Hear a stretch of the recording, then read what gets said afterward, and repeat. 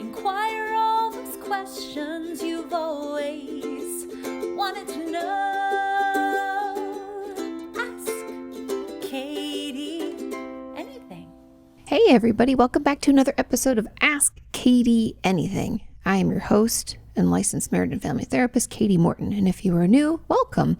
Each week I answer your mental health questions. There are no weird or wrong questions to be asked, but I answer the ones that get the most thumbs up, meaning the most people want the answer, want to hear some insights or some hopefully helpful tips and tricks and ways to manage. And I get these questions over on my podcast channel, which on YouTube is called Opinions That Don't Matter. That's the name of the podcast that I do with my husband, Sean. And so AKA lives over there. So in the community tab every Sunday morning at 6 a.m. Pacific Standard Time, I post asking for your questions and you can pop them in and then I pick the top ones. So without further ado, let's get into the questions. Now this week I only have 7, and that is because on these 7 questions, we had so many comments and add-on questions. So each question is really like 6. So we're going to try to get through this in a timely manner. Now, question number 1 says, "Hi, Katie. I hope you're taking care of yourself. I'm working on it. Work in progress, as always. Can you talk about the boredom that comes with being okay?" It's a great question. I've been experiencing extremes for so long, manic, suicidal, and that on the days and weeks where I am more stable, I can't deal with the boredom of not having those extreme emotions, and I often end up deliberately triggering myself to end the monotony. Could you explain why this happens and how to deal with it? Keep up the great work. You are truly helping so many people. I'm so glad. And I thought this was a great question. There's a lot of add-ons onto this, as I said initially. For those of you who don't understand maybe what the question is, when we get so used to having chaos in our lives and feeling very unsettled, when things are okay, it can actually be triggering, and it can make us, for a lot of my patients, they'll say, I'm just waiting for the other shoe to drop, right? We can be hypervigilant or on edge, waiting to see what's going to come next because we're so used to things in our life going wrong. And I've struggled with many of my patients trying to get them to come to terms with feeling okay, being okay, which I know for other people out there, you might be like, but wouldn't you be excited? When we don't know something, when something is foreign or an experience we haven't had a lot of, it can be uncomfortable because it's not something that we're used to.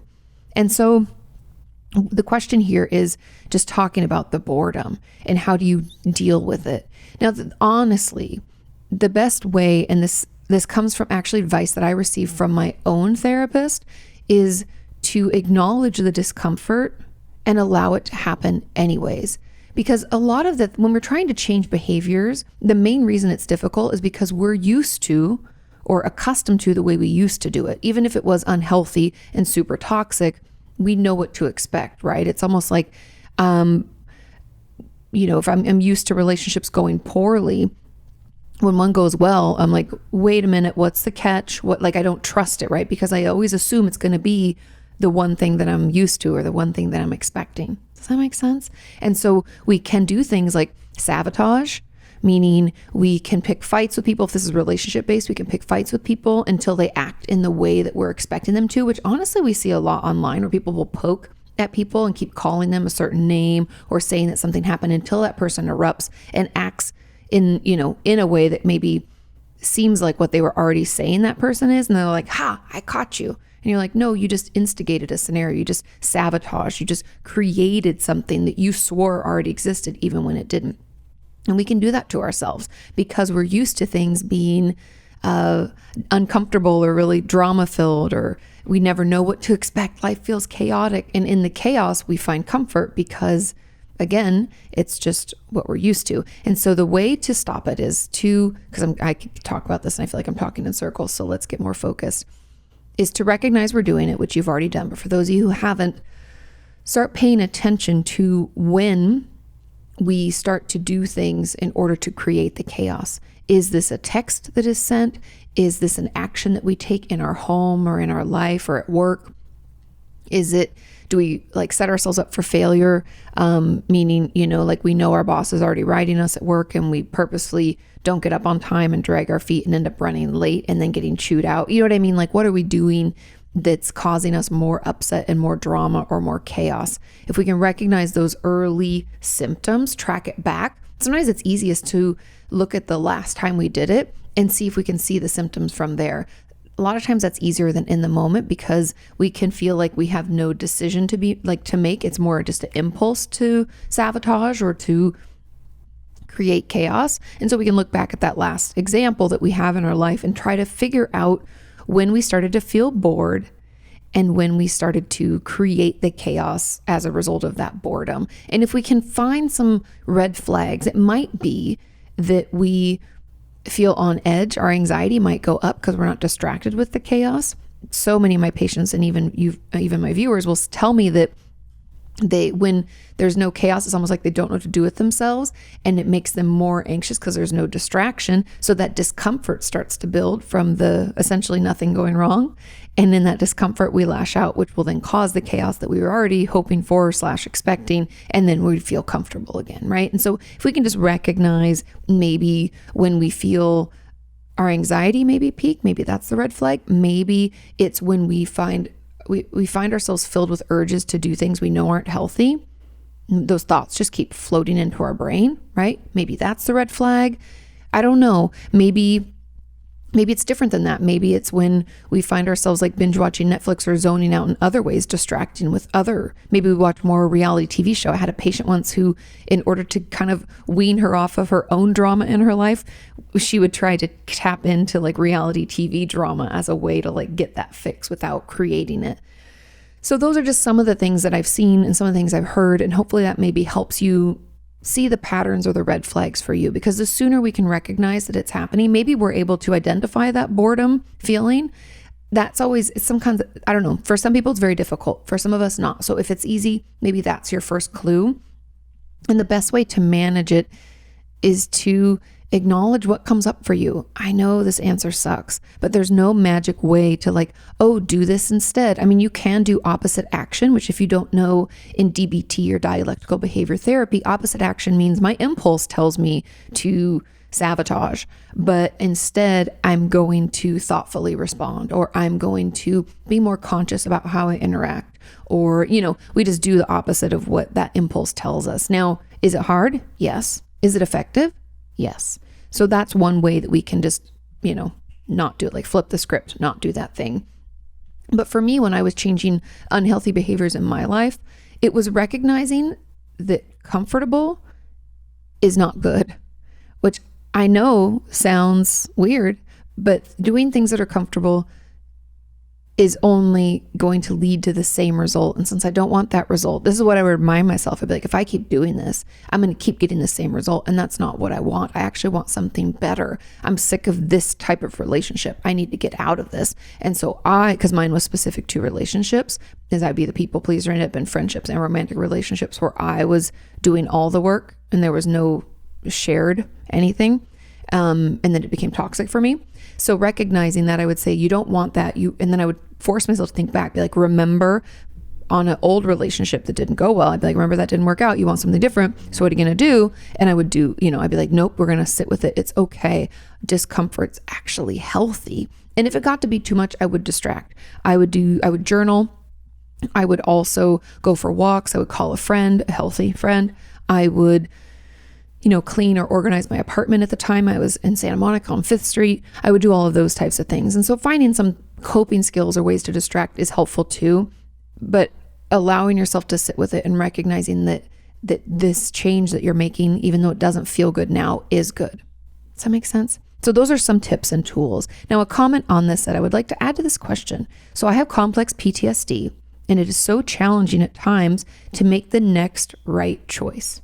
Totally get this. And for those of you who don't know, complex PTSD is when we have repeated trauma in our life, and it pretty much presents like PTSD, but it has an added component of interpersonal issues due to an inability to regulate our emotions. We can fly off the handle, feel very irritable, and it can lead to, and PTSD can have this too. I just find complex PTSD is it's more intensive and it's more palpable. It's like running through our life, And so understandably so, is challenging at times to make the next right choice. It's like my brain is wired to expect trauma.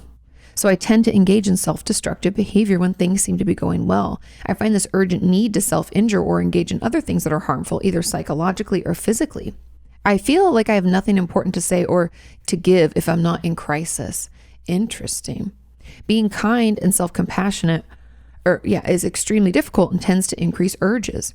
It makes no logical sense to me. Is this at all normal? And how do you combat these extremes and just breathe long enough for the urges to self-destruct pass? This is a great question. And for this person who asked this, I'd be very curious because this sentence said it all to me. I feel like I have nothing important to say or to give if I'm not in crisis. So I would challenge you as a journal prompt or something that, and this isn't something that you maybe can answer in one journal. This might be something you kind of work on and think about and contemplate over weeks, is who are you if not your trauma? What are the things about yourself that you do not associate with the trauma or this complex PTSD or whatever you want to call it? What is that? What's left? Is there anything? Are we so wrapped up in our struggles that we can't see ourselves separately?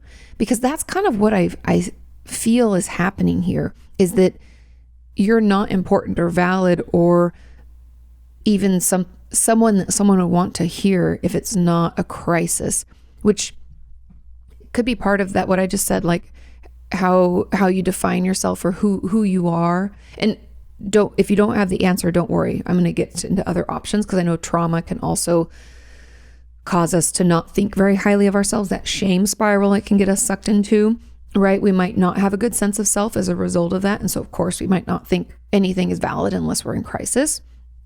But I also am curious, like in your family. So this is another potential thing to think about, just be curious about. Again, not judgmental. We're just going to be curious. Is like in your family growing up, was it only those who were in crisis who got attention? I'm very curious about that. And in your relationships in general, so, okay, that was childhood, but now in your adult relationships, do you find yourself in relationships where there's constant crisis or constant chaos? I'm curious about that because I suspect that there's something in there in your brain, like a deeply held belief that in order to even have the right to exist, you have to have something horrific or a crisis going on. But I don't know if that's true. You let me know. But be curious about that, because in order to make the next right choice, again, the difficult thing when it comes to changing behavior is just creating space for a decision to be made, right? Because the impulses, man, those fucking impulses, they get so strong and we feel like there's no decision. It just, boom, we do it, right? And that's why impulse logs, I cannot recommend them enough. You can just go to, I think it's self-injury. I'm going to actually pull it up here, but I think it's self-injury.com. Yes, self-injury.com. And you can search for their impulse log. I'll actually put this link in the description for you. I'll copy it, but they even have a video in there of telling you, walking you through the impulse log and how to use them. And for those of you who don't know, an impulse log is really just creating that space to make a decision instead of acting impulsively, which it's okay if we try to pull out the impulse log and we already do the thing before we even get into it. It's okay. It's a process, not perfection, right? Now, with the impulse log, we are going to first note where we are, what time of day it is, what's happening with us, what's the urge, what's the impulsive thought or the urge, what's the thing that we want to do, what are some alternatives of what we could do. And I think actually before that, it's something about like what feelings are coming up, like what is it that we're experiencing, or what is it we're trying to express through that action, right? If my action is to sabotage, what am I really feeling? I'd challenge you, it's probably not boredom. It might be that you're actually not distracted by chaos. And so you're stuck with how you feel. So what is it that you feel that you're trying to run from? Probably hurt or pain, maybe even excitement or happiness, because those feelings can be just as triggering for many of us. So it slows it down. It gives us an opportunity to make a good decision, because otherwise we just act on impulse and we react, not respond. And so those are just some of the tips and tools and things that I would encourage all of you to do if you're struggling with being okay and being okay with being okay, if that makes sense. those are just some of the things that we can do to try to slow our impulse to self-destruct down, because we all have them. And, we can all get addicted to that up, down, chaotic, roller coaster of life, but we know long-term that's not the best for us. And so between the impulse logs, just being curious about the experience, noting the triggers and maybe the early red flags, all of that can help, because then we can put in place some other tools like impulse logs, coping skills, seeing our therapist, adding in group therapy, and, all the things like that. And if you're looking for coping skills and you're like, I don't even know how to come up with these, you can just get on YouTube and search Kati Morton 25 coping skills. That video will pop up. And even the comments are filled with other ideas for them. So I would encourage you to check that video out. Okay, let's move on to question number 2. And it says, hey, Kati, do you have any tips on how to live for yourself and not others? As a chronically suicidal person, the only reason I am here is to keep other people happy. I don't want help or to be alive, but I do. I constantly flip-flop between this and was wondering if there is a way out. I can't stand the idea of living, but I can't bear to think about the pain that I might cause others. Any advice would be appreciated. Thanks. Now, this had a ton of comments and questions below it, but let's just do them one at a time. So this first question, living for yourself and not others. The truth about this is part of DBT, and the reason that I love that style of therapy so much is that a huge component is what we call building mastery. Now, in order for us to feel confident enough about ourselves, in order to do what we need to do every day and to be a person, a healthy person in relationships, we're going to have to feel good about ourselves just a little bit. And building mastery is a huge component of that. Now, what I mean by building mastery is taking something that we kind of do okay and getting better at it. This could even be taking something we have no idea how to do. Like, I'm going to learn how to play the guitar, or I'm going to learn how to, do yoga, or I'm going to read more books, or whatever. It doesn't matter. Picking something that you're doing okay and then getting better and better and better at it. Maybe it's like a recipe we want to, perfect. Taking the time to do that and trying to build that mastery will help you feel confident about who you are. And it's really important for all of us to have things that we feel we are good at. And so that's one component of trying to build that internal worth. Okay, so building mastery is a huge thing. Now, another is, and this might seem counterintuitive, this isn't living for others, but it's helping others, is volunteering and putting yourself out there and doing positive things for other people. Now, I know you're thinking, but I want to do it for myself. Yes, but every time we do helpful, loving things for others, this can be as simple as leaving kind comments across the internet.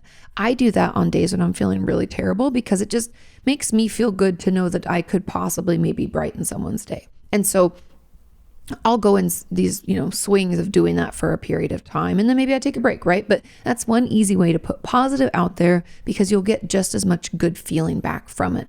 Also, something that I used to do pre-COVID was volunteer at, local shelters and make breakfast maybe on a Saturday for the homeless people or the women's shelter. There's different things, places you can go and volunteer your time. You could also, volunteer to help out any of your local schools or libraries or churches, or just getting involved and giving back can make you feel that much better. So that's another thing. And yes, I think, I know that people might be saying, but then I'm living for other people. I'm just telling you ways to get your self-worth and your positive thoughts about yourself up. And that's another way. And I know we're suicidal, but I have to say that I really encourage you to potentially consider medication and obviously get in therapy. And if you're doing both those things, that's wonderful. I just wanted to put that out there for anyone suffering. There are people like myself, and medication has been shown to be effective. So know that there are resources available, and it can and will get better.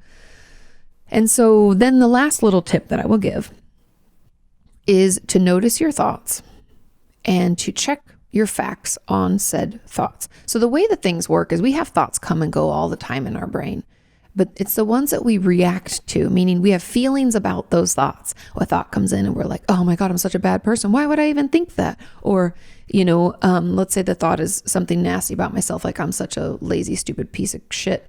Then in my head, I can be like, yeah, and I don't, it's just, you're just so terrible. And I like glom onto that thought, and because I have feelings about it, and then I feel worse about it, right? The shame spiral gets hold of me, and then I act out of it, which is kind of, what we're trying to circumvent this whole situation. And so in order to live for ourselves, we're gonna have to notice our thoughts. And then instead of trying to make them automatically positive, you guys have heard me say this 1,000 times, we're going to have to try some bridge statements. Like even right now, a good bridge statement for this would be, it's possible that if I try, to use some of these tips and tools, that I could live for myself and maybe feel even okay living. Maybe. I'm open to the thought that this could happen. I'm not really sure. And, it's hard, but I'm open to it. Right. And it's not that that's a positive statement, but it's not a negative one either. And we're just trying to bridge the gap over into more positive thoughts from this kind of negativity land that we're living in right now. And so that's really, my advice for that. And again, I cannot tell you enough how important it is for you to be in therapy and consider medication, see a psychiatrist and get assessed. It can really help. Okay. And then doing all those things to build our worth will help pull us out of that. But it is very normal. I do want to just let everybody know that when we are suicidal, it is very normal to live for other people. And one more tip, sorry, this just popped into my head. I had a patient who's struggling with this for a long time, and it was feeding her eating disorder. And something that I had her do was make a list of the things that she wanted to do in her life and make the list, because her list was actually, again, it's like this, it was for others. Like she didn't want to miss her sister's graduation, and she didn't want to miss, there was a vacation her mom wanted to take her on. She didn't want to miss that because she knew it was important to her mom. And I don't care if these things are for others right now. To be honest, in the moment, until my patients feel better or more stabilized, meaning not so suicidal, anything to keep you alive, I'm okay with. So I don't want you to think, again, that this is like terrible, nasty, whatever. It is something that we would want to improve. But for right now, we just want to make those suicidal thoughts go away. And whatever's keeping you alive, we can hang on to that. And that's okay. Okay? I was just offering some tools because this person's wanting to get out of it. And so those are some ways to get out of it. Okay. Moving on because I'm getting caught up. One of the questions on this is a comment says, I struggle with this too, actually, for a long while now, but I never say anything because I don't want to be seen as a crying wolf by talking about it or being viewed as just another borderline, even though I guess I am. I am a borderline trying to get my shit together instead of using it as an excuse. LOL. That's wonderful. It is hard. I know. I keep going for others. Honestly, thinking about taking my life gives me a sense of relief at times. Of course, it can be like, we can feel like it's our way out. But again, I just want you to know that these feelings will go away. It's not forever, even though our brain tries to tell us it's forever. Okay. It says to know that I have that control if I really wanted is enough to satisfy the thoughts, I guess. So it's more passive. That's good. Yes, I know it's not healthy. Just being real. I constantly feel numb and empty. Thanks, BPD. I don't feel connected to others emotionally. I care about other people, but as far as having actual feelings, I don't. I know it's a coping mechanism I developed because a lot of people I've become attached to have left me growing up, hence BPD and fear of abandonment. Totally makes sense. I feel like it would be a burden on others if I did anything serious to end my life. I would rather live with the nothingness than to know that I caused others pain, even though I know that they would be fine without me. Honestly, the only thing that I think the only thing that would truly miss me is my service dog. He is literally what stops me. That's why I always encourage, if we're struggling with suicidality, get an animal.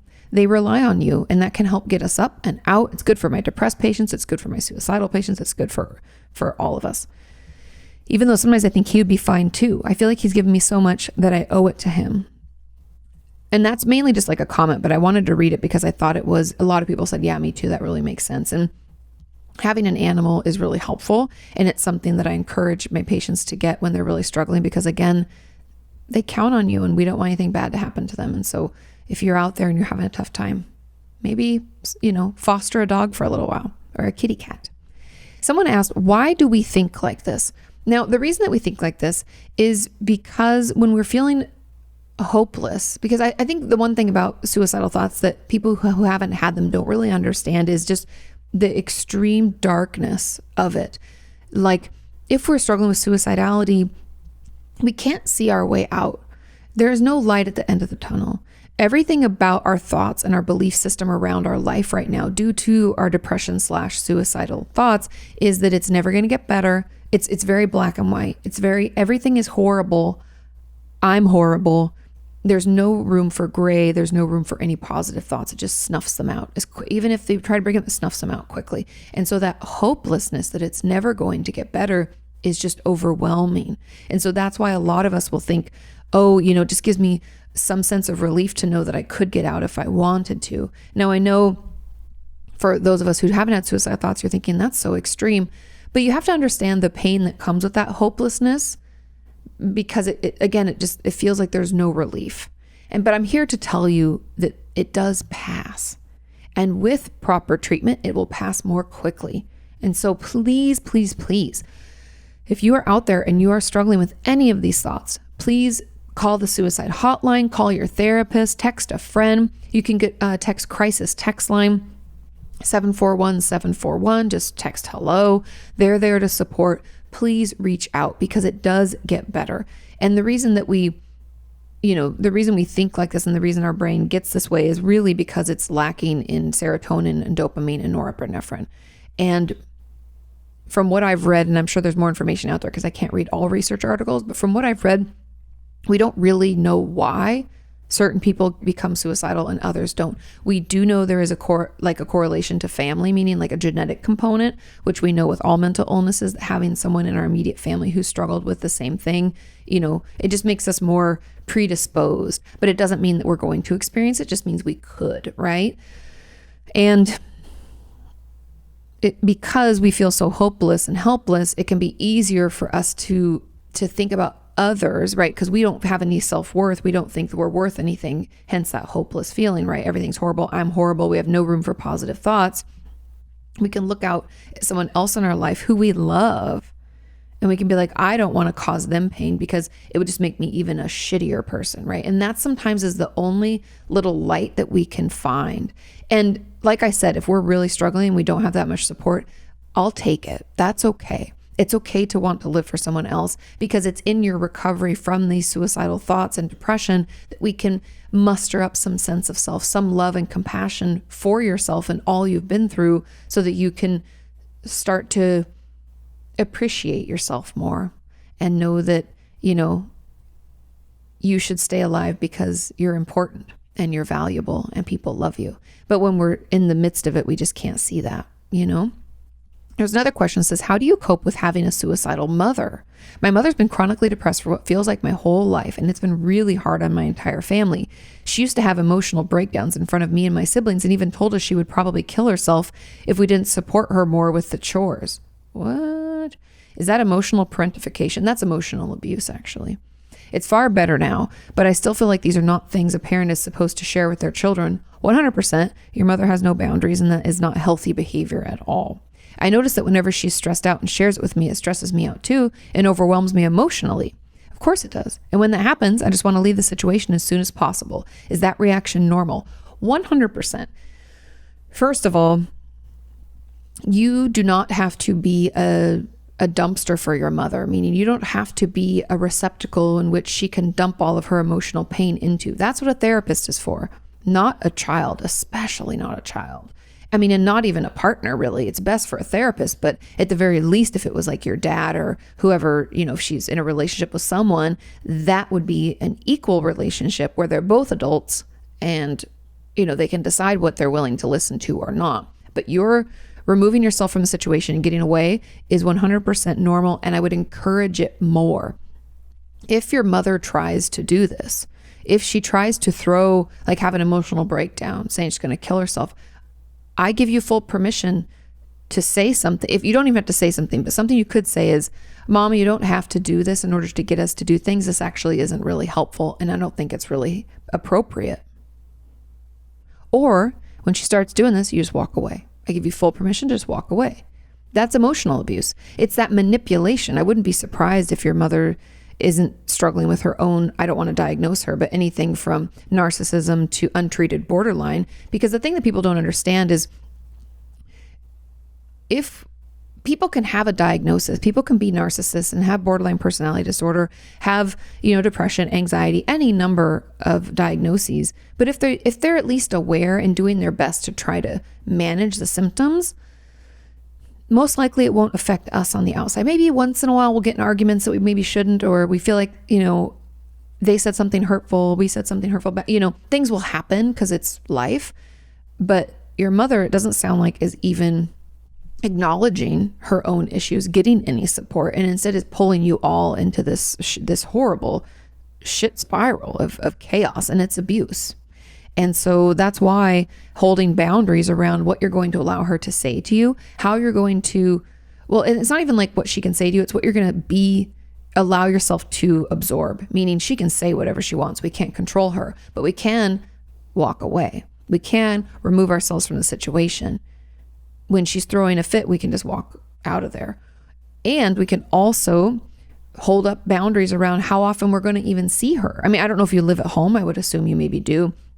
And so this might mean that we stay at a friend's more often, or we have more events going on, or we're just out of the house more, because that's just not really healthy, and it's super, super toxic. And so the more you can distance yourself and separate yourself, I know it can feel really hard when it's family to separate yourself, but consider what relationship, and this is part of the grieving process when we have a parent that has a mental illness, is what's the parent that we would have hoped to have gotten, right? A loving mom who isn't depressed or suicidal telling us she's trying to kill herself. That would be, for starters, right? What we'd hope. But what is it that our mother is able to give us? And maybe all she's able to give us is like one normal conversation a week, or like a very light conversation about nothing emotionally charged. And how do we grieve the difference between these two lists, right? The hopeful list and the reality list. And then just holding to that reality list. And I know it sucks, and I don't want to pretend that this is easy or make light of the situation. But just because she's your mother doesn't mean that you have to be the dumpster that she throws all of her emotional baggage into. That's not your responsibility. That's not okay, actually. And like I said, it's emotional abuse to say things like, I'm going to kill myself if you don't, it's emotional manipulation, or what I would call emotional blackmail. And I do not support that. We are all responsible for what we say to others and the actions we take towards others. And so you don't have to put up with that at all. Okay. And moving on, an add-on says, and what do you do when you feel like you're wanting to die, but not actively suicidal? Sometimes not even in a depressive state. That's a common misconception, that suicidality always comes or accompanies depression. Sometimes it does, but sometimes it doesn't. Just constantly waiting and wanting this. I've been diagnosed with complex PTSD, anxiety, and depression. I know it's probably depression, but since early teen years, I have felt like all I am really wanting to do is die, no matter how much I accomplish or how loved I am or how happy and healthy I am. I've been in therapy and I've been on medication in the past, and it helped the symptoms a little, but I still don't want to be here. I feel like I'm in almost constant emotional pain and turmoil, and I've worked through a lot. I'm just not sure what else I can do for any of the trauma stuff. Like, how do I let it go? What does that even mean? And I've tried everything with my trauma, ignoring it, working through it, researching and trying to accept it and move past it. But it's like an annoying child that follows me around, and I can't get rid of it because it's imprinted on me like a duckling.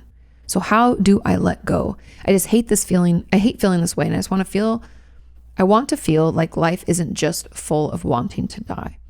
Now, honestly, I would encourage you to try another medication, because I have had patients have extreme success on medications, and there are new medications especially for suicidal thoughts and suicidality that have come out recently in, let's say, the last 5 to 6 years. And I would encourage you to try another, pretty please, because you said it did help something with the symptoms. So even if it helps a little bit, maybe that means we should have increased that dose, or, talk to a doctor. Again, I'm not a medical doctor. I'm just speaking out of experience with my patients.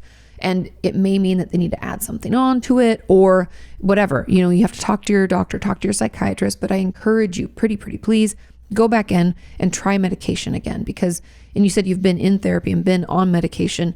If we're not now, I would encourage you to get back into therapy.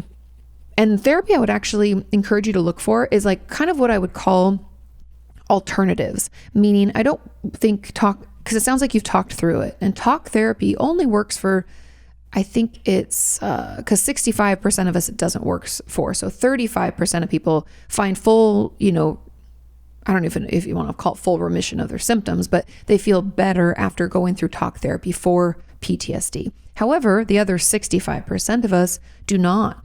And we're going to need something additional, whether that is medication, whether that is EMDR. If you guys don't know, it's the eye movement desensitization reprocessing. I have a video on my main channel with my good friend, Dr. Alexa Altman, who does EMDR, where we talk about it. There are other therapies like somatic experiencing, where you use your body to move the energy out. Anyways, there are a lot of different things. Vagus nerve stimulation, something called stellate ganglion block that I talk about in my book, Traumatized, that is available for pre-order now. But any of those things can kind of help us work our way through the trauma in other than just talking, because I think that we would all agree there are some things that are just hard to put words to. And so we can find other ways to process it. And I find that then, obviously that is the most helpful. And so that would be my encouragement for you, is to, find another way to work through the trauma. And please consider medication again, because it did help some. And I think if we found just the right fit or increase the dose, we could potentially get rid of those symptoms altogether. Okay, let's move on to question number 3. Like I said, these are very long questions. That's why we only have 7 today. And this question says, why is it that there is so much shame with sexual abuse and trauma? Like, how can someone feel such shame and guilt about something that wasn't their fault? It's an interesting question. And when I read it, just thinking about it, in a logical sense, it doesn't make sense, right? Like you're saying, it wasn't even our fault. So why do we feel such shame and guilt about it? It's because of the fact that something happened to us that we can't make sense of, right? It doesn't make any sense. There's no logical way to explain why someone would abuse someone else. It's, a special place in hell for those people. And I'd like to punch them all in the throat and potentially push them off a cliff. But because we can't make sense of it, especially when we're children. So here's how it usually happens, okay? And not always, just usually, right? Your experience is valid and warranted. I'm just giving you an example of what I see that I find to be very common. When we're sexually abused, it often happens when we're young and we can't consent, or it's done in a way where, again, we can't really make sense of it. And I'll get into those other kind of examples later. But when it happens to us when we're a child, we don't really know what's happening and we don't fully understand what's happening. And so as children, when we can't tell a story about something, we don't really know what's happened. And the person might even have threatened us. Like, you tell anybody, I'll kill your family. I've heard from a lot of my patients, unfortunately, that's been what they've been through, is someone will tell them that they're going to harm them or their family if they tell, so they don't. But because we can't really make sense of what happened, we can't put it in a story form. We don't really know, is that person to blame? It didn't feel right, but we're very confused. And so when we don't fully understand something and we can't make sense of it in our brain logically, like, why would, someone in our life, uncle or a family member, why would they hurt me? They love me. That's not right, right? I'm not right. I don't get it. Therefore, something is wrong with me. There's a reason that this happened to me, and there's a reason that I think it's wrong when they tell me it's not wrong. And it gets so confusing. All of those, essentially, all of the thoughts and beliefs and what confusion we can have around ourselves and what took place, that we feel like we're broken and something's wrong with us and we must have done something to cause this. And, they're a perfectly fine person. Everybody else seems to be happy around them, right? We can do that, especially when they're in our family. And so that's why the shame, that's part of it. And there's a lot of other reasons, like I said. Now, the guilt can come along with the fact that oftentimes sexual abuse and trauma isn't just a one-off. It can happen for years. And I've had many of my patients talk about how, and this also builds on the shame. You'll see how these are like, close cousins, guilt and shame and embarrassment being the third. They just hang out together and make our lives miserable. But when we're dealing with trauma, especially sexual trauma, we can feel like, well, I should have done something, right? Doesn't matter how old we are. Often I tell my patients when they're having thoughts like this to find a photo of themselves when the abuse started, and just so they can recognize how young they were. Because often when we're talking about it in therapy, we're talking about it as ourselves at this age. Like I'm 37. So if I'm in therapy, I'm like 37-year-old me is like, what? That would never happen. I'd beat the shit. Like, why'd I let that happen? And get really angry at myself. And it's that feeling that we somehow, quote unquote, let it happen, that we feel guilt around it, or I must have done something to lure them, right? It's like, that's why I get really angry whenever I hear anybody online or anybody anywhere talking about how, well, he or she, whoever, was drunk. And so, like they had it coming, as if that gives someone carte blanche to harm us. No. We are not at fault. You cannot consent when you're inebriated. That person's still a creep and deserves to be thrown off a cliff, right? The one who did the harm. So it's all of those mixed messages, I believe, and even our internal messages that cause that guilt. As adults, out of that situation, even if it happened to us when we were adults, once we're removed from it, we're like, why did I let that happen, right? We think that in some way we had the ability to stop it. But if we think back and we do that inner child work and we look at ourselves in that situation, or look back at maybe we had too much to drink, we can consider these things and then realize, hey, and this is what we have, the work we do in therapy, is being able to say to ourselves at that time, hey, you actually couldn't fight back. Like we talk about fight, flight, freeze, right? If we can't fight or run away, we play dead, we freeze. And I hear from a lot of you all the time, especially in abusive situations where we just honestly can't move. We are frozen. And then there's that guilt around like, well, I should have done something, right? But our body honestly just shut us down so that we didn't get harmed more. And it sucks, and it's horrible to have to process, but that's kind of why we hold on to that shame and guilt as we work through our trauma. Now, a comment on this said, says, hi, Katie, happy Thursday. Says, please answer, how does a person know if they have any trauma? Because in my junior year of high school, a guy tried to take advantage of me. That's a trauma already. But also a lot happened in this time. The person I told ended up moving to a different school in the same school district. I lost a couple of family members. My art teacher I talked to all the time had lost her husband. So I stopped sharing how I was feeling with her. It was right before summer vacation. So the next year, the school didn't want me to talk about it with anyone. Is this trauma? Of course, because you were harmed. You tried to tell someone about it and they didn't help you. And so it's almost like traumatized twice. Again, I think we often assume that traumas have to be these huge events and these like a car crash or go to war. But we can have a bunch of smaller things that maybe in the moment, maybe when the guy tried to take advantage of you, in the moment, you're like, oh, I really wasn't that scared. I don't even know if that was a trauma. But compound that with all the stuff that's going on, right? So it's like these waves keep hitting you. It's like, okay, so a guy tried to take advantage of me. And then I lost a couple of family members, trauma, all these little waves, boom, boom, boom. Art teacher, you didn't have that resource anymore, no more support. And then you couldn't talk about it. So then they like traumatized you again. You can't talk about this anymore. And so there was a lot going on. And so those are traumas.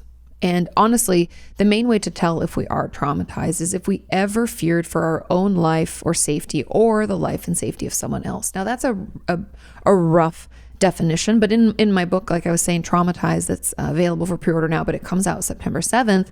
I have a whole chapter, actually really two, if you consider, because I talk about complex PTSD as well, but also a whole chapter about like, have I been traumatized? What is trauma? How do we define it? Because we often think, again, it's these huge instances, but it can be just this buildup of a bunch of, and I don't even like saying bigger or smaller, but you know what I mean? Things that maybe on their own, one of the smaller events, we wouldn't maybe have had such intense symptoms of PTSD, but when you add them all up, because they happen, we never catch our footing. Our resilience is worn down and we become traumatized. And the person just says, I didn't believe it was a trauma because the guy didn't take advantage of me. And I told the school, but I've been told it was trauma, even though there was no rape that took place. And it doesn't have to be, again, it doesn't have to be a big thing. I would say that you have been traumatized. Now, there was another question on this that also, Katie, why is there extra shame from people when they find out it wasn't just a man abusing a woman.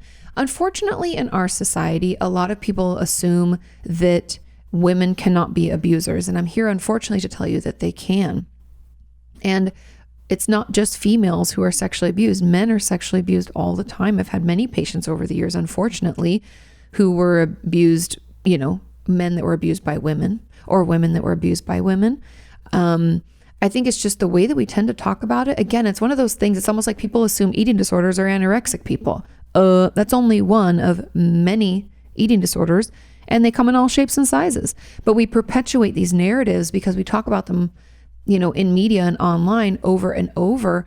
And even like I am working on a video right now about child-on-child sexual abuse, and a lot of people don't even think about that, right? Nobody talks about it.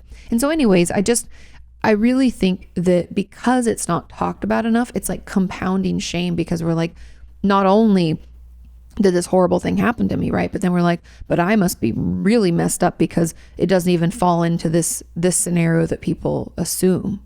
And I'm just here to tell you that it's not your fault, and that abuse is abuse, and it doesn't matter who does it to us.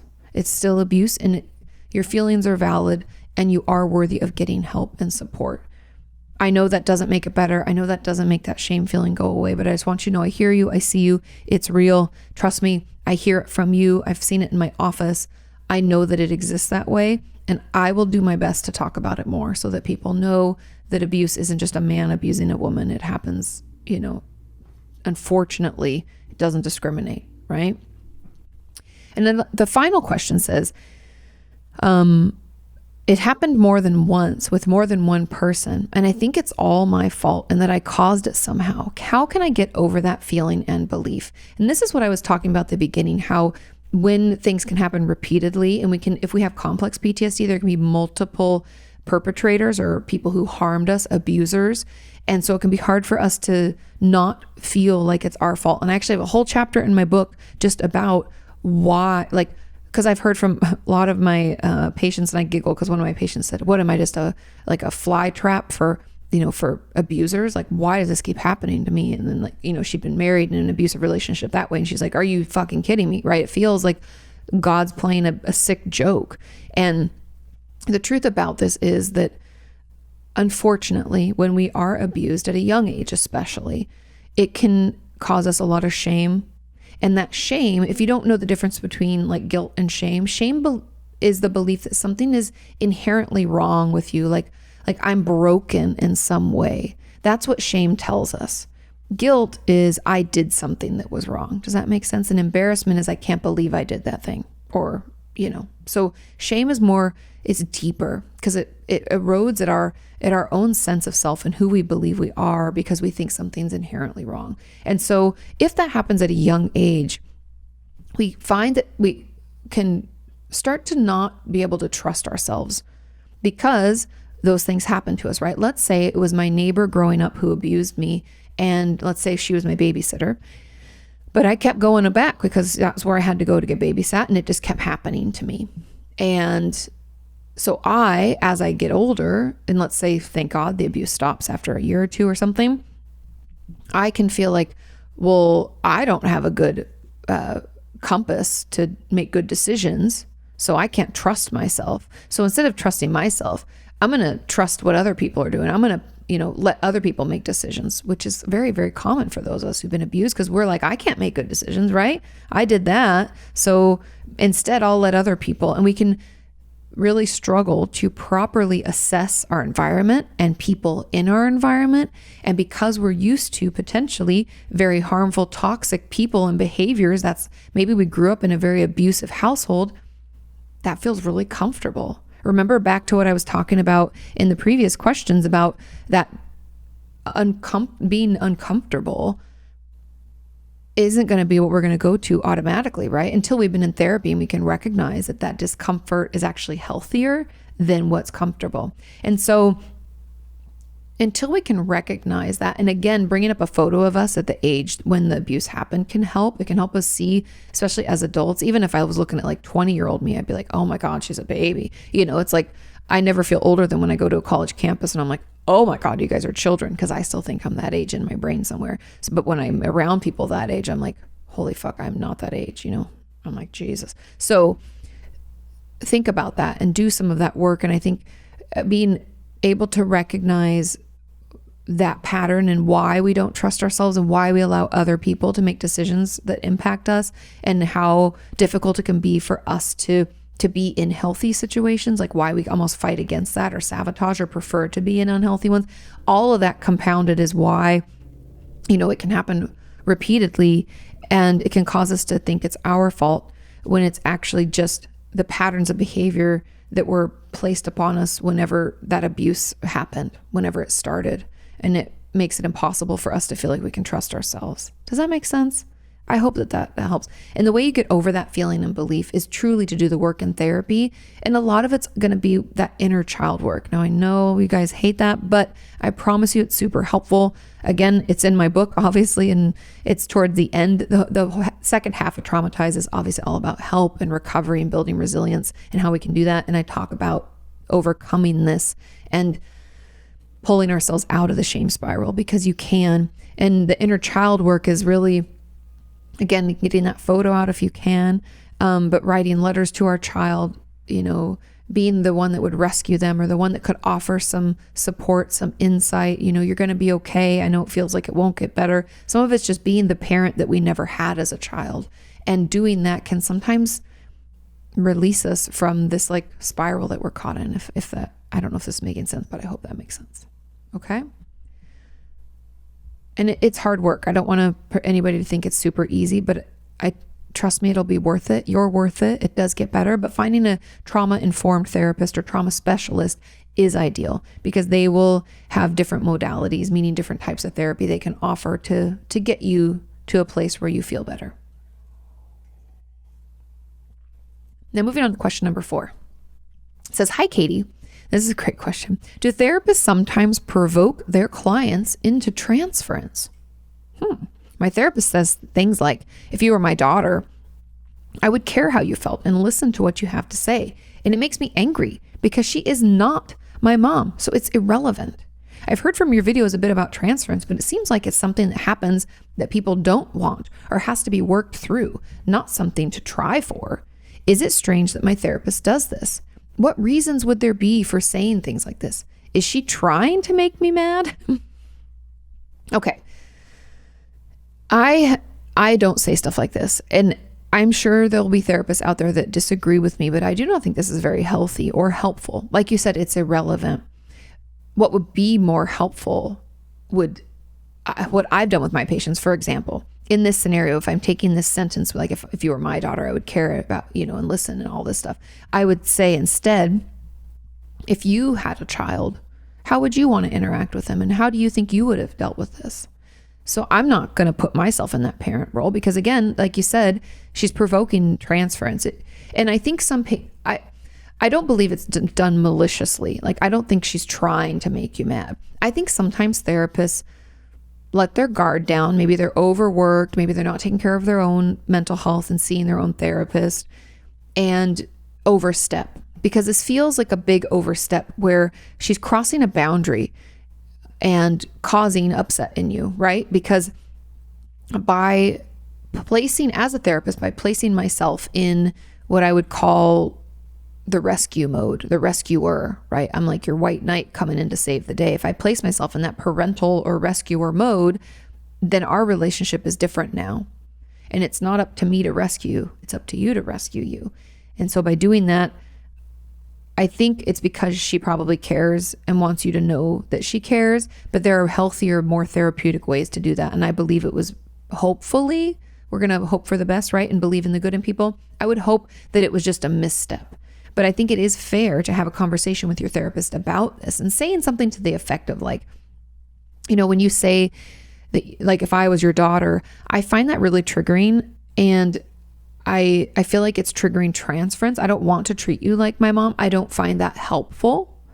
Instead, it would be helpful for you just to have me pretend to have a daughter, talk to it that way, or, to go about it in a different way. You don't even have to have an answer for how you want her to talk about it. But I think that's an easy, fair conversation. Not easy. I don't want to say easy because it might be hard for you to advocate for yourself, but I'm just saying it's it doesn't have to be, you don't have to talk about it forever, but it is something that should be addressed because that is not healthy. And there's no reason that I would do that to a patient. And like I said, another therapist might be watching this and saying, well, I do it and it helps with X, Y, or Z.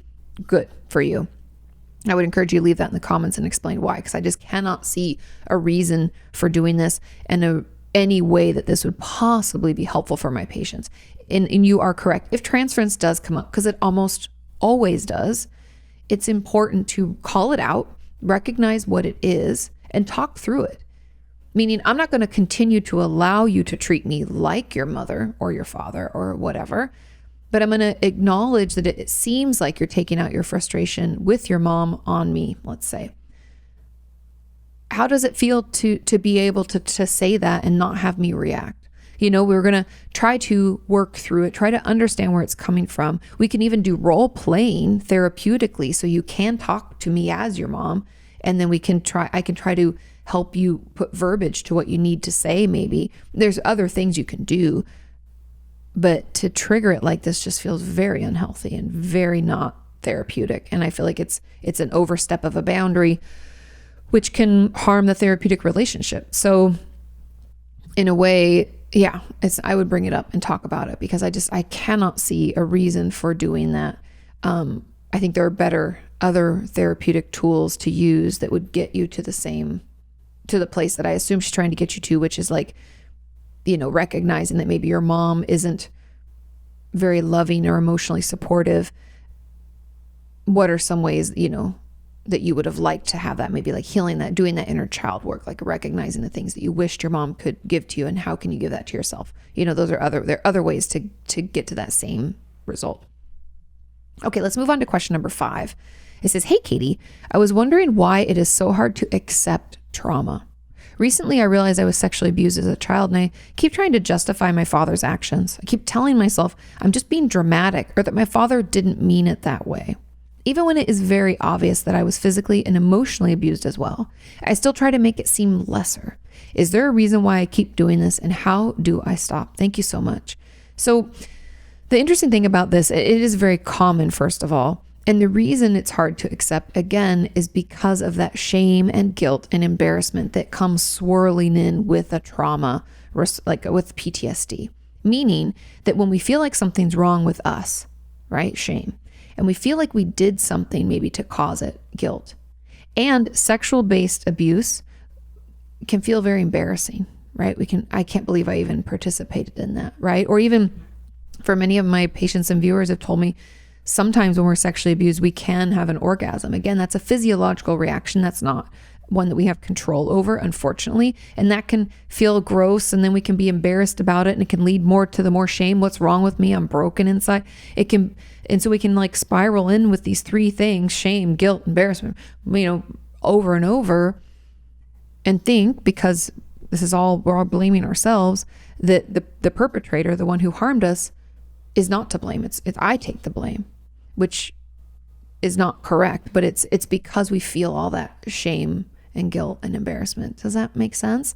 And especially when it's someone in our family, it can be really hard. Again, going back to what I talked about, I think it was like question number 1 or 2, but going back to that difficulty in making sense of it, like why would someone who loves me do something that's so hurtful? It can be really hard for us to come to terms with that and accept that, because a parent should love their child. They shouldn't harm them. And it's especially difficult for those of us who maybe only had one good parent, or maybe one parent that was active in our lives, right? I see this a lot with my parents who've had maybe an absent father or mother, one that maybe is like a drug addict, or they got divorced early and they moved away and they really never knew them. And then they only had one parent that was there. And that's, the good enough, quote unquote, good enough parent. So even if they were abusive, we're like, well, this is all I got. So we like clomb onto it. And anything they do, they think, oh, we automatically take responsibility. We're like, oh, I must have done something to trigger that. It's not their fault because it's all I've got, right? And we, out of our urgency or necessity to have a caregiver and have a parent, we will hold on to them even if it's really unhealthy and super abusive because, what we don't feel like we have any other options. It's part of our survival, right? And so I know that I'm really digging into that, but I want everybody to know that that is a very common response. And I really believe that the acceptance of the trauma is due to that shame, guilt, and embarrassment. I think that's at the root. And especially because probably for years, when we were stuffing it down, just trying to survive in our life, we just pretended it wasn't that big of a deal. We talked ourselves out of it so that we could keep going, right? And pat yourself on the back for surviving. I think it's in the Courage to Heal workbook. They like to talk about themselves as survivors, I think it is, instead of, victims, because victims feel so helpless, right? And we're survivors. We got through it.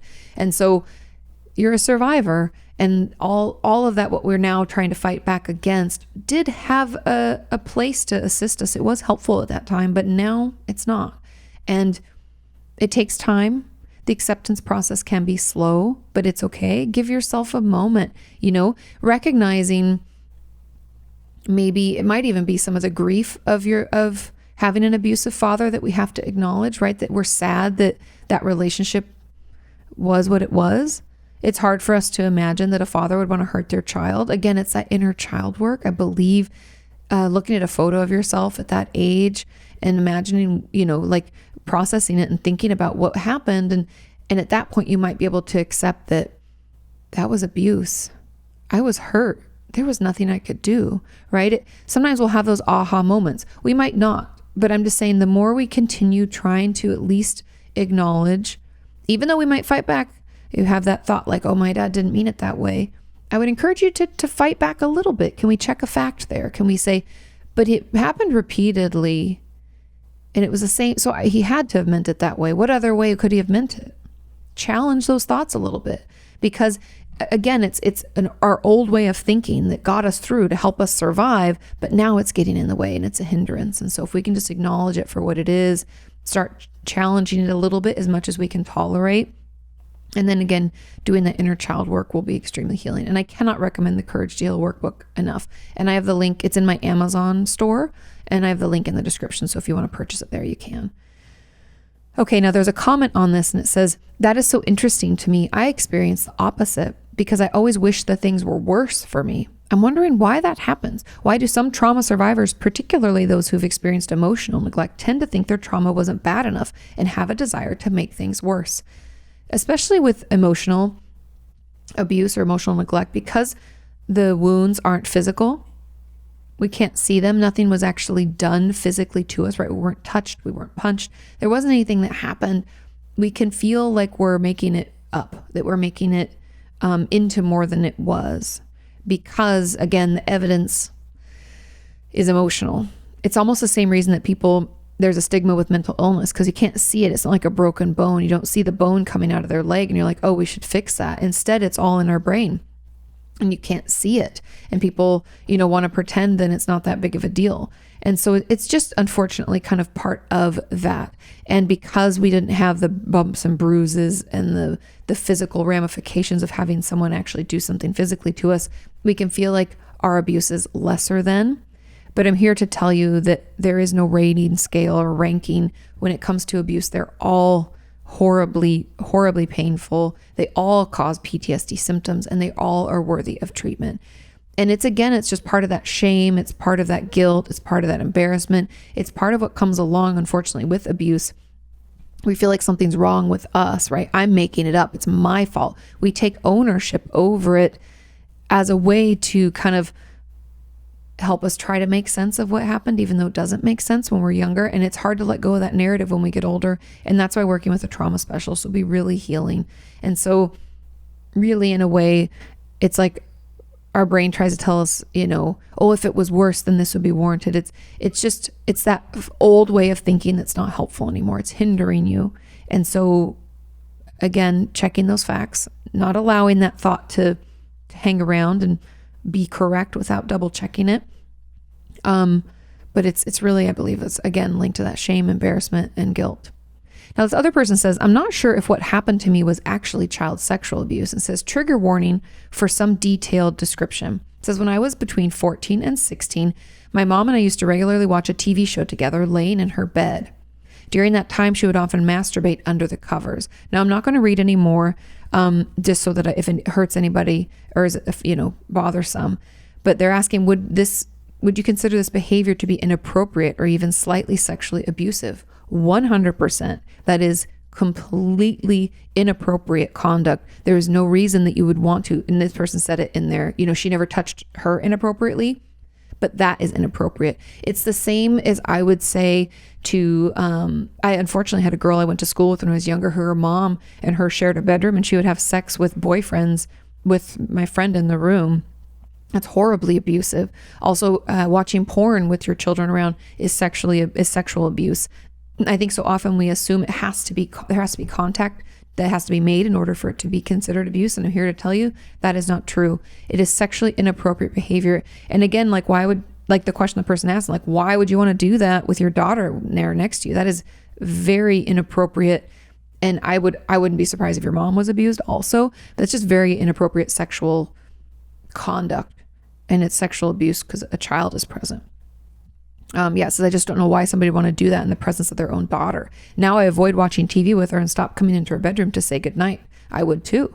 I can't stand her touching me at all. And even though we weren't exactly close before, I've closed off emotionally even more to her. I'm disgusted and ashamed of her, and sometimes of me for continuing the movie nights for so long. What are your thoughts on this? Am I overreacting? No. You are not overreacting at all. I would encourage you to seek out some therapy. There's also, I think it's hopeforrecovery.org, and that's the number 4. They have some free trauma groups that are available online. I think that could be really beneficial, but your response is normal, unfortunately, because what you sustained was sexual abuse, and that relationship is ruined, I honestly think therapy is probably the best. I think that will be the first step in your healing. If it's safe, I don't know. And this is, again, I just always throw it out there because you just never know.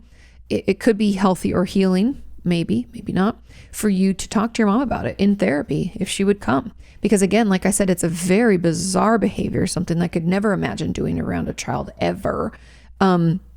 And I wonder if she herself was abused. It's just a very, very weird thing to do, and very inappropriate and very abusive. And I'm sorry that you had to go through that. But no, you're not overreacting. This is definitely sexual abuse. And I would reach out and get some support because it does get better. Okay.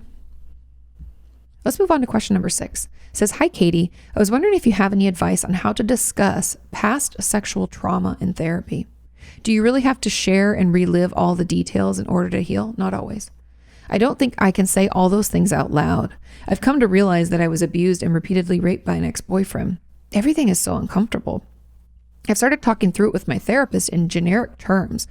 When I finally decided to tell her the details, she was great, but I was so agitated after that session that I went into a panic attack and avoided the topic for months. Now we're talking about it again. We talked about it at length and about my feelings and what I want from this, but I can't bring myself to tell her the details of all the shameful, uncomfortable, and sexual things that happened. Is there any way around this? Do I really have to unravel all the details to her? Thank you." Now, again, like I said, there's tons of comments and questions below this, like all the other questions, but we don't always, like I said earlier, talk therapy or putting it into a narrative form, meaning a story, right, with all the details, doesn't help all of us heal. It does help about 35%. This is what research shows. And like I said, there's always new research coming out, but that's, the most current that I could find when I was doing research for my book.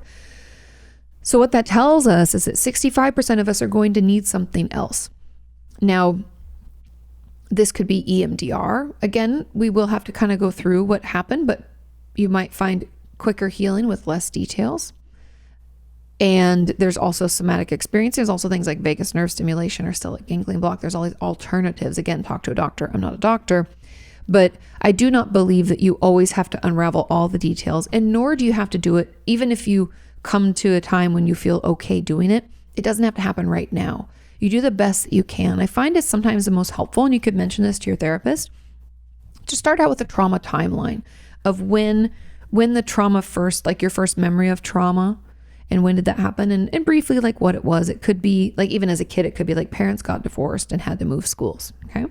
And we just make this little timeline along as much as we can, maybe first time that we were hit, or first time that we were assaulted or raped, and put those on that timeline. And starting there can be kind of helpful to see it and how our, in our life timeline in a way.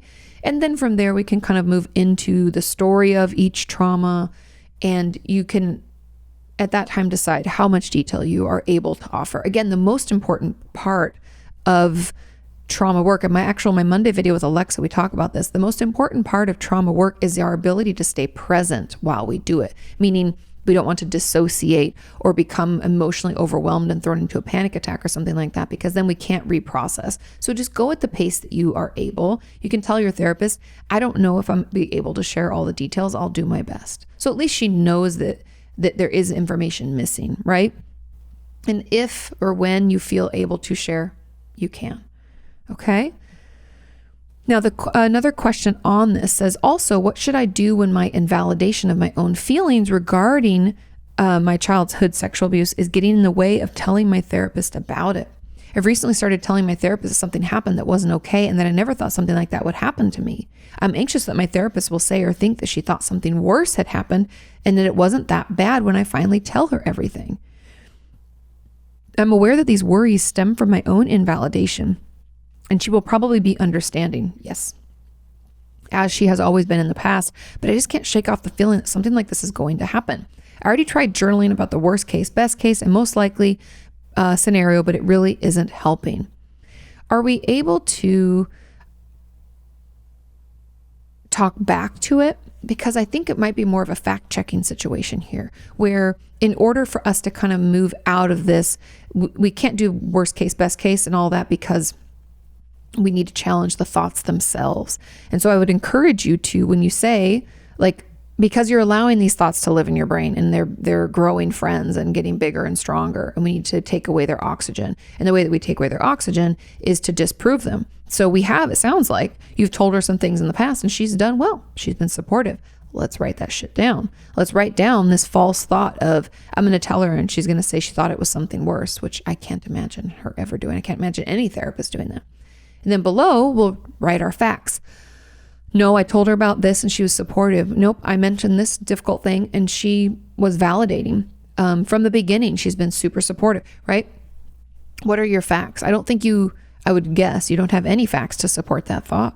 And so when you don't, I might just draw a line through it and say false thought. And so anytime that thought comes into your head, I want you to do some thought stopping where you go, that's a false thought. That's a lie. That's bullshit, right? We don't allow it to live in there. And I would do that for some of those thoughts you're having about it that are only making this worse. And that would be, I do that as much as you can, as often as you can. I would even, if you need to write down some of the phrases keep that list with you on your phone of your facts against all of those common thoughts. Keep reading them, keep thinking them to get it out, so that we don't allow it to just sit in our brain and assume that it's a fact just because it's a thought. And other thoughts are not facts either, by the way. I need actual facts of things that happened. And you got this. It'll get better. Okay. Next question says, hi, as a follow-up on these comments, I've also talked about a previous relationship in general terms with my therapist. And because I am completely shut down, when we do, I think she thinks it's worse than it was. Look at that invalidation that you're already giving yourself. In my case, it wasn't abuse, as if that's the only reason we can struggle. It was just me allowing things I didn't want because I thought I had to. Oh, that sounds like abuse to me right there. And didn't want to be a burden. Oh, that sounds abusive. Even so, I'm scared to talk about it in detail because of how I might react now. Why is my reaction so strong when it wasn't even look at you downplaying this and just judgment. It wasn't even. That doesn't matter. It's all about how you feel and what you internalized as a result. Okay, why is my reaction so strong when it wasn't even assault or abuse? And how can I approach this without making my therapist think something really bad happened? I think I worry that she'll be surprised at how small the events were compared to how I'm reacting to them now. I mean, you can tell her that straight up. You can say, I'm reacting really strongly to them and I'm worried that you're going to think they're not that big of a deal because I want you to say this. If you say this to her, I want you to add this in. Because I'm judging myself and invalidating my experience, and I feel like I might be overreacting. Can you do that? Tell her. Because I'm here to let you know that a huge part of being a therapist and what makes a good therapist a great therapist is not being judgmental. It's not my job to judge. It's my job to listen and to validate. That's like a huge portion of what I do all the time. And so I can almost guarantee without any reservations that your therapist is going to hear you and she's going to validate how you feel. She's going to say it makes sense and she understands. And she's going to try to support you as you work through it. That's what therapists are there for. You have so much judgment. I encourage you to notice yourself talk and argue back, because all of this, because I don't think it's abuse. I just did what, how did you say it? It was just me allowing things. So it was something we didn't want to do, but because we didn't say no, it continued. So we felt like us not doing anything is consent. That's not true. And you didn't want to, but you didn't want to be a burden. So there's definitely this lack of self-worth, maybe some shame in us for maybe something that's happened in the past. I don't know. Or maybe we're just an extreme people pleaser. Maybe we grew up in a codependent household with alcoholism or some kind of issue. I'm just throwing out possibilities. But even so, that doesn't make what happened. It doesn't make anything that happened to you okay, just because you didn't maybe overtly say no or fight back and you willingly partook because you were afraid. That you can still be traumatized. You guys know I love my crime shows, and there was a crime, I think it was I don't know if it was a movie or maybe it was Midsummer Murder, anyway, but someone went along with their abuser and went on to harm other people because they didn't want to be killed. And you can't hear about that scenario and not say, oh, I don't that was abuse. Obviously they were abused at the beginning, but I'm just saying, even going along with the stuff that had happened, that's still abusive, and that's still us being traumatized. And that doesn't mean that it doesn't have to be a certain thing in order for it to warrant our emotional experience. All of our emotional experiences are fine and warranted. We just have to acknowledge them and stop trying to hide them away and say, well, it was just this, it wasn't that bad. I don't want her to be surprised. It's just these small things. We're already minimizing. I encourage you to fight back against those thoughts and say, at least for maybe a bridge statement would be, well, I am open to the thought that Katie at least thinks it's a big deal, that my feelings are warranted. I don't know if I do, but I open to thinking that maybe she does, maybe a little bit. Okay. Keep working those bridge statements, because all that minimizing is not going to make you feel any better, and it only make you feel more alone and worse about what happened. Final question for this week. Question number 7. It says, hey, Katie, my therapist has started to bring up that I am doing better and the idea of ramping down therapy the last couple of sessions, but every time he does, it kind of freaks me out. Is this attachment, or could it be the fear of losing my safety net? It could be either. I mean, I would talk with your therapist about this, honestly, because this happens a lot. Now, I would talk through some of the progress you've made, or even think about it yourself. How are you feeling with your work in therapy? Do you feel, again, just imagine that we're not, because the thing about therapy that can be kind of complicated is if we talk about it like we're going to take it away, we can't be an honest broker with ourselves, right? We can't honestly assess how well we're doing and make a good decision, because we're like, but I don't want to lose this, so I don't think I'm doing well. I would be curious if you agree with your therapist that you are doing well, and know that you can take a break from therapy and you can always go back. I've been doing that for years, taking breaks and going back. I mean, now I'm in a new state, so I'm going to have to find a new therapist, but that's what I was doing for years. And it's okay to take breaks and come back. Stopping therapy is not, you can never call and make an appointment. This is over forever. Don't think it's so final. It's just hey, you're doing really well. Let's take a break and see how we do, right? And so assess, be honest, talk to your therapist about your concerns, and know that you can always come back. Now, if our urge, like the freaking out, is that we feel like we're going to lose, because attachments is just, are we feeling abandoned? Do we feel like our therapist is our caregiver and we're losing them? That's more of the attachment stuff. If we feel like they're like a parent and we're not going to have them and we kind of freak out, that's attachment. Losing our safety net is when we can kind of have some panic thoughts of like, but what if something happens? What if I feel this way or that way? Or what if, and that could be more safety net driven. I don't know if you've had attachment stuff in the past, but if it's that fear of abandonment, we find ourselves wanting to glom on more, like hold on tighter. those are little red flags to me about attachment. Whereas a safety net is like, but what am I going to do if I need some more support? And, it's that kind of more of a worry thought about not having that. Does that make sense? I hope so.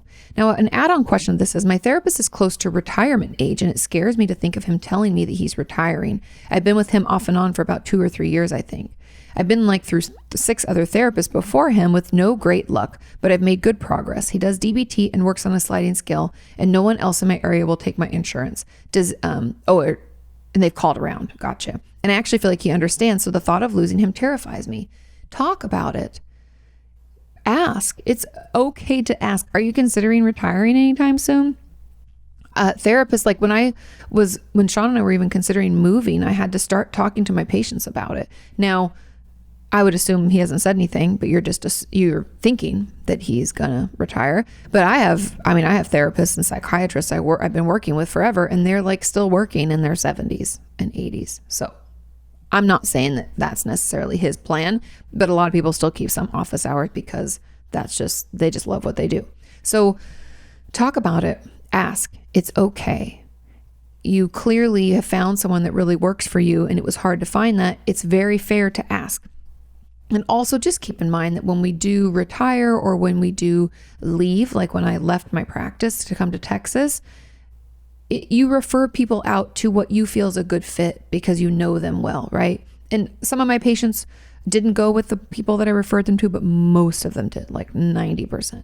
And so just know that, you can refer people out, and I would assume he'll find someone. Or sometimes when we're getting close to retirement, I've had other clinicians I've worked with, they'll take on an intern as they're gaining their hours and kind of train them into what they're doing so they can take over.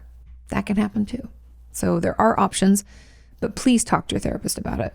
It's okay to be scared, but we need to have conversation. Know that it's okay to talk about how we feel, okay? And somebody says, as an add-on question, if you're in therapy and your therapist reminds you of how the goal of therapy is not to need therapy, that is the goal, but you're nowhere close to that, still having suicidal thoughts, struggling to cope with life, what do you do? I know it's just a reminder and not them trying to end therapy, but I really shouldn't be out of therapy anytime soon. We can say that, talk to them, mention that you're concerned. Say, I don't feel like I'm anywhere close to that. And if they say, no, you're not at all, then it's fair at that point to say, can we not mention that again then? Because it's just really triggering. We have to advocate for ourselves.